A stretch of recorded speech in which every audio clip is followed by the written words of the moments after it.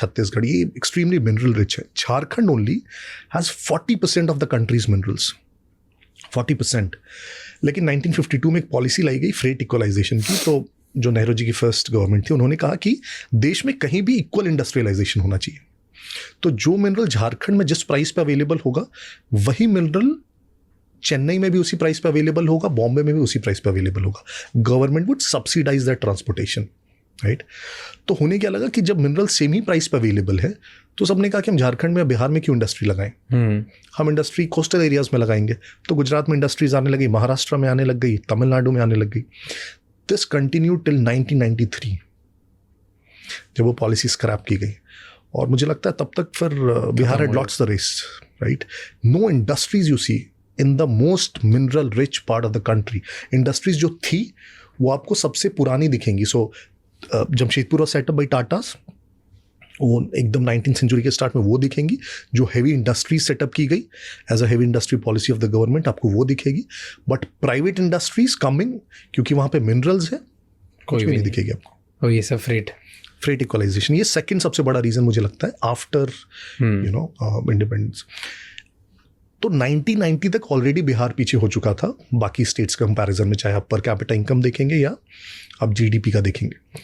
फिर 1990 से 2005 I think it was the last nail in the coffin.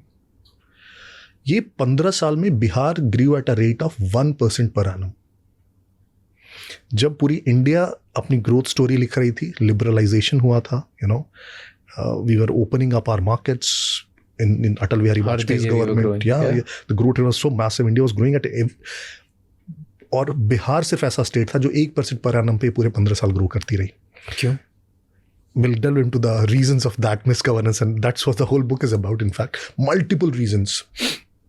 So, one, I would say, the entire, what you call a misgovernance, and there's a beautiful paper which says, and terms it as policy of state incapacity.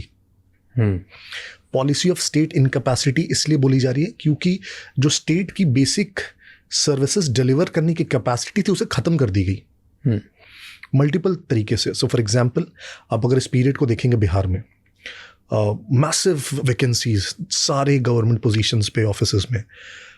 Medical में आप देखेंगे तो 90% doctors के positions vacant, 95% paramedical staff के positions vacant. आप schools में देखेंगे, जो हम स्टूडेंट टीचर रेशियो की बात करते हैं आजकल कि 20 का 30 का 40 का होना चाहिए, 122 स्टूडेंट्स पे एक टीचर, 122:1. आप इंजीनियरिंग डिपार्टमेंट्स में देखेंगे, कॉलेज के प्रोफेसर्स में देखेंगे, जो ब्लॉक डेवलपमेंट ऑफिसर्स और सर्कल ऑफिसर्स होते हैं, एडमिनिस्ट्रेटिव ऑफिसर्स, BDO COs, उसके 1/3 पोजीशंस वैकेंट थे टू स्पीक. इनफैक्ट जो बॉडी होती है, जो पब्लिक सर्विस कमीशन स्टेट की, बिहार पब्लिक सर्विस कमीशन, उसके चेयरमैन का पोजीशन बहुत सालों तक वैकेंट था, जो इसे रिक्रूट करते थे. सो वैकेंसीज के बहुत स्ट्रॉन्ग रीजंस थे. सरकार इसलिए नहीं चाहती थी रिक्रूट करना क्योंकि उनका लॉजिक था कि अगर हम रिक्रूट करेंगे तो ज़्यादातर जो रिक्रूटमेंट होगी वो अपर कास्ट से आ जाएगी. So let's not recruit at all. Sushma ji, you need to make Riddhi understand. कुछ भी कहती रहती है, राइट, बिकॉज बहुत